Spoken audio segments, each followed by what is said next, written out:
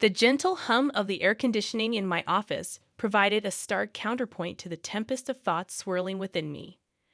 I am Anna, a 28-year-old lawyer, and my present existence stands in stark contrast to the tumultuous nature of my childhood, a past carefully concealed even from those closest to me. The tranquility of my workspace was abruptly shattered by the insistent ringing of my phone, displaying an unknown number. Yet, an uncanny familiarity tinged with foreboding accompanied it. With a hesitant hand, I answered, my voice a mixture of professionalism and caution as I identified myself. Anna, it's your father, came the voice, laden with a nervousness that failed to quell my rising apprehension. A chill ran through me. It had been over a decade since I last heard that voice, a voice that once symbolized safety and love, but had since morphed into an emblem of betrayal and pain. Why are you calling me? I asked sharply, cutting through the heavy silence that followed his introduction. I'm in trouble, Anna. Financially. I need your help, he pleaded, his voice betraying a crack. His plea, however sincere, stoked a fire of resentment within me. My help now? You need me after all these years, I retorted, disbelief and anger interwoven in my tone. Yes, I wouldn't ask if it weren't serious. I'm really in a bind, he continued, desperation creeping into his voice. You stopped being my father a long time ago. You can't just call me now and expect me to help. I responded coldly and unwaveringly. A pause hung on the line, an unbridgeable chasm of heavy silence. Anna, please. I'm still your dad, he implored, a feeble attempt at rekindling a bond long extinguished. The word dad felt foreign, almost jarring. Dad, you forfeited that title when you chose her over me, I declared, years of suppressed anger and hurt finding their way into my words. You're my daughter. I thought you? You thought wrong, I interrupted, cutting him off mid-sentence. You made your choice years ago, and now I've made mine. His voice, a mix of pleading and despair, persisted. Anna, I am sorry. I just need this one favor. The word sorry echoed hollowly in my office, a meaningless sound. Sorry doesn't change the past. I can't help you, I stated firmly, and with that, I hung up. My childhood, before the age of 10, was a period filled with love and laughter, a testament to the wonderful life shared by my parents and me in our small rented house. My mother, a beacon of joy and kindness, filled our days with warmth, while my father, once playful and caring, spent evenings playing games or imparting worldly wisdom. Our home was a cocoon of happiness, where each day brought new adventures and each night sweet dreams. However, this blissful existence came to an abrupt halt with my mother's untimely death. The house that once echoed with laughter and love turned into a silent mausoleum of memories. I vividly recall walking through the rooms, each corner a stark reminder of her absence. The loss was unbearable, not just for me, but also for my father, who had lost the love of his life. Yet the depth of his grief appeared to dissipate rapidly, much to my confusion and dismay. Within just a few months, he brought home Marissa, a woman destined to play a significant role in our lives. I vividly recall the day he introduced her, a day that marked the abrupt end of my cherished childhood. Anna, this is Marissa. She's going to be staying with us, my father announced one evening, his voice lacking the warmth I was accustomed to. I looked up at her, hoping for a hint of motherly warmth or friendliness, but found none. Her presence was imposing, her gaze cold and calculating. From the very first moment, I sensed a change in the air, a shift that filled me with an unexplainable sense of dread. Hello, Anna, Marissa said, her voice smooth yet devoid of genuine emotion. Her smile, instead of comforting, seemed to conceal something sinister beneath its surface.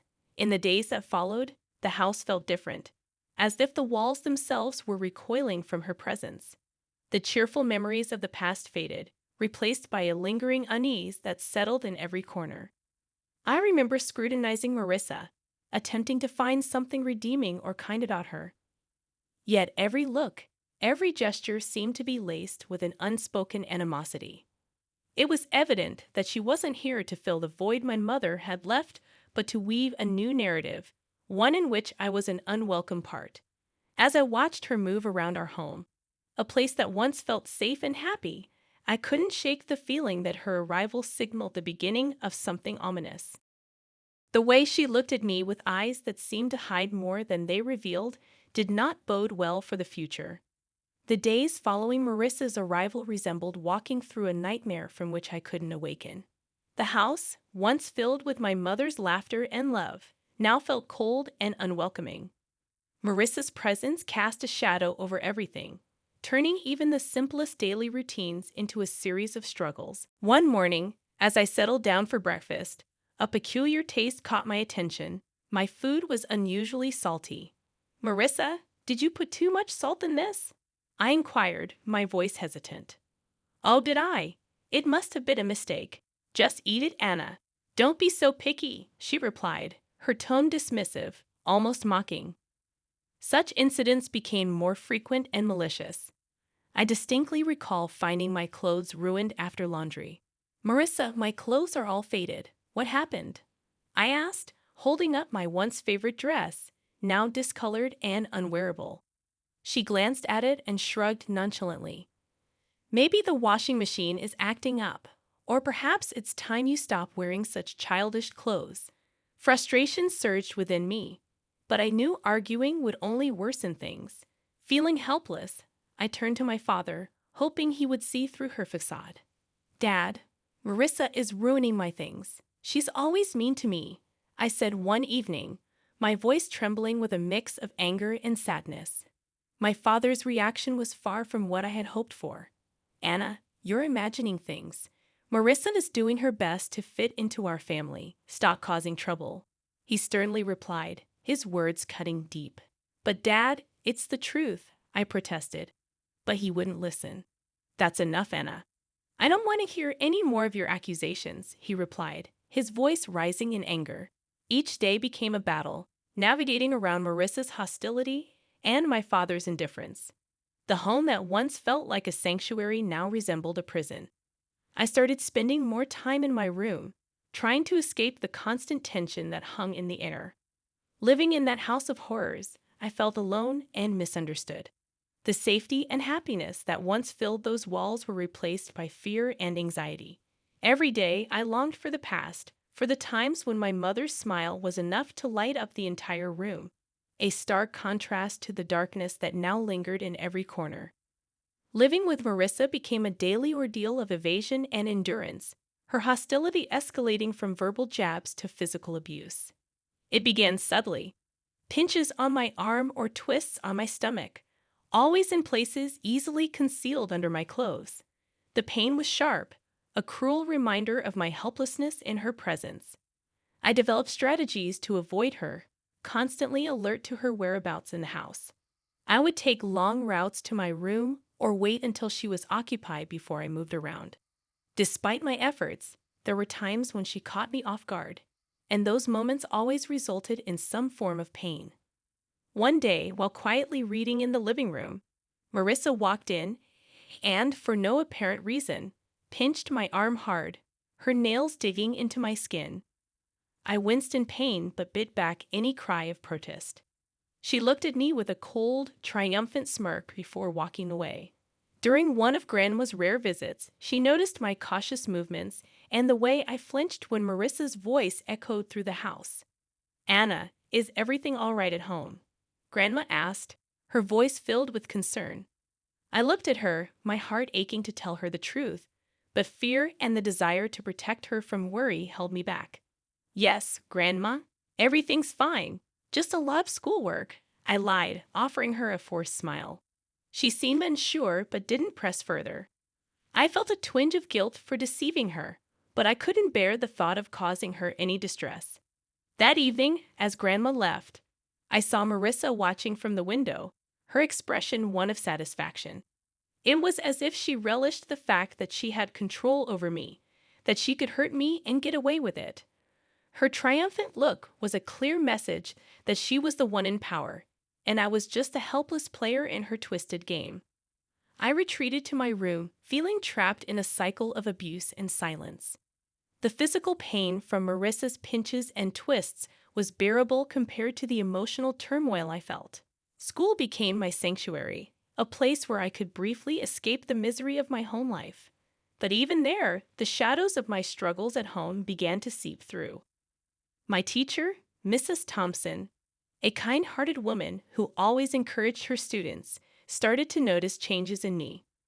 One day, as I was handing in my homework, she gently grabbed my wrist, her eyes drawn to the bruises on my arm. "Anna, what happened here?" "These look like bruises," she said, her voice laced with concern. I quickly pulled my arm back, covering the bruises with my sleeve. "It's nothing, Mrs. Thompson. I fell while playing," I lied, avoiding her gaze. Mrs. Thompson didn't look convinced. "Anna, if there is something wrong or if someone is hurting you, you can tell me. It's important to speak out," she urged, her eyes searching mine for the truth. I wanted to confide in her, to tell her everything about Marissa and how I lived in constant fear. But the words wouldn't come. Instead, I forced a smile. "Really, Mrs. Thompson, I'm fine. It was just a silly accident," I insisted. She gave me a long, thoughtful look, then nodded slowly. "All right, Anna. But remember, my door is always open. You're not alone," she said, giving me a reassuring smile. I nodded, feeling a lump form in my throat. Her kindness made it all the more difficult to maintain the facade that everything was all right. As I walked home that day, Mrs. Thompson's words echoed in my mind. I felt a mix of gratitude for her concern and a deep sense of loneliness from carrying my burdens alone. The thought of revealing the truth about my life at home was terrifying. I feared the consequences, what Marissa might do if she found out I had told someone. That night at dinner, I was quiet, lost in thought about Mrs. Thompson's offer to help. Marissa noticed my silence. "Why so quiet tonight, Anna? Cat got your tongue?" she asked in a mocking tone. I just shook my head and continued eating, trying to make myself as small and unnoticeable as possible. After dinner, as I lay in bed, the reality of my situation felt more overwhelming than ever. Mrs. Thompson's concern had shown me that people did care, yet the fear of what revealing the truth might bring kept me silent. I was caught between the desperation to tell someone and the fear of Marissa's retaliation, a balancing act that I navigated every day. The day my teacher, Mrs. Thompson, decided to involve my father was filled with anxiety and dread for me. I sat in the principal's office, fidgeting nervously, my mind racing with fear about how my father would react. When he finally arrived, his face was stern, his eyes betraying a mix of irritation and embarrassment. "What's this about, Anna? Why am I being called to your school like this?" he demanded, his voice sharp. I glanced at Mrs. Thompson, seeking a semblance of support. Swallowing hard, I tried to find my voice. Mrs. Thompson saw. She saw the bruises," I stammered, feeling the weight of his gaze on me. Before I could explain further, he interrupted, his anger palpable. "Bruises? What are you talking about? Are you making up stories again?" Mrs. Thompson stepped in, her tone firm yet calm. "Mr. Smith, I'm concerned about Anna's well-being. The bruises on her arm don't seem accidental. We need to address this." My father's face turned a shade darker with anger. "She's perfectly safe at home, Anna. Are you spreading lies about our family?" He turned towards me, his disappointment clear. The tears I had been holding back started to spill. "It's not lies, Dad. Marissa, she's been hurting me." I managed to get out, the truth finally surfacing. His reaction was one of total disbelief. "Marissa, that's ridiculous. She's been nothing but kind to you. I won't have you slandering her with these accusations." "But Dad, it's the truth," I cried out, desperate for him to believe me. He stood up abruptly, his patience wearing thin. "Enough of this. Tell Mrs. Thompson you made it all up," he ordered. Obediently, I turned to the teacher and repeated his words. She nodded back and didn't say anything. Upon reaching home, without another word, he locked me in my room. Through the door, I could hear Marissa's voice dripping with false concern. "I told you she's just seeking attention," she said. I sat on my bed, feeling a profound sense of isolation and despair. The one person I thought I could always count on had turned his back on me. The walls of my room, which had once felt like my personal haven, now felt like the walls of a prison. I lay there, thinking about everything that had happened. The pain of the physical abuse was nothing compared to the emotional torment of being disbelieved and punished by my own father. It was a harsh realization that the person who was supposed to protect and love me unconditionally was now the source of my deepest pain. The days following my confinement in my room were some of the darkest I had ever experienced. Trapped and feeling utterly alone, I realized that my only hope lay in my grandmother, my father's mother. She was a kind and loving woman who had always shown me affection, but I had never dared to burden her with my troubles at home. One evening, when I was sure Marissa and my father were occupied, I mustered the courage to call my grandmother. My hands were shaking as I dialed her number. "Hello?" Her familiar warm voice came through the phone. "Grandma, it's me, Anna," I said, trying to keep my voice steady. "Anna, my dear, how are you?" she asked, her tone filled with genuine care. Tears welled up in my eyes as I replied, "Grandma, I need help. Can I come and stay with you for a while?" There was a moment of silence on the other end. "What's wrong, Anna? Did something happen?"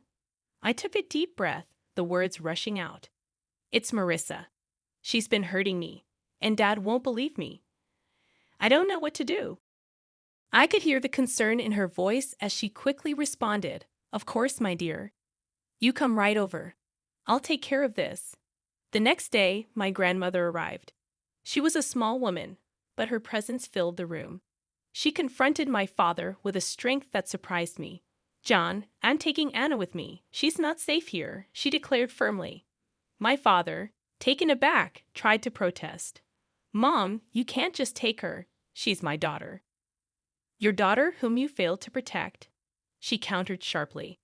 "I won't stand by and watch her suffer." Marissa tried to intervene.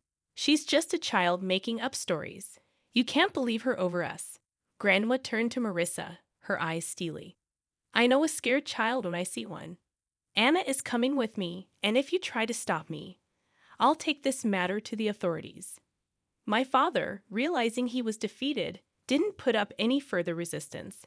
As I gathered my things, I saw Marissa's expression change from defiant to defeated. Leaving the house with my grandmother, I felt a weight lift off my shoulders. For the first time in months, I felt safe. The car ride to Grandma's was quiet, but her presence was comforting. Once we arrived, she turned to me and said, "You're safe now, Anna. You don't have to worry anymore." In my grandmother's house, I found the love and security that had been missing in my life. It was a haven where I could heal and regain my strength. The contrast between her nurturing home and the coldness of my father's house was stark. For the first time in a long while, I felt like I could breathe again, free from the fear and anxiety that had plagued me.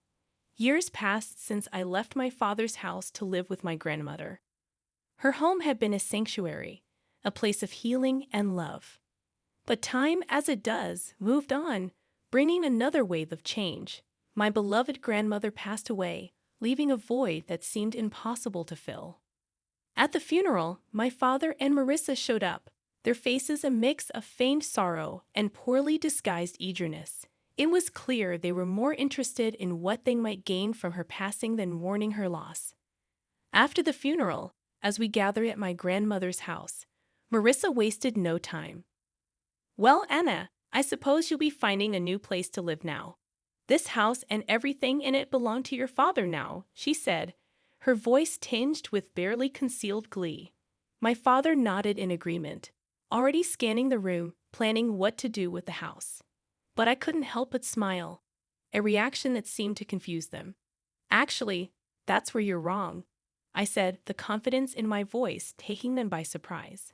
"What do you mean?" my father asked, confusion evident in his expression. I took a deep breath, relishing the moment. "Grandma left a will.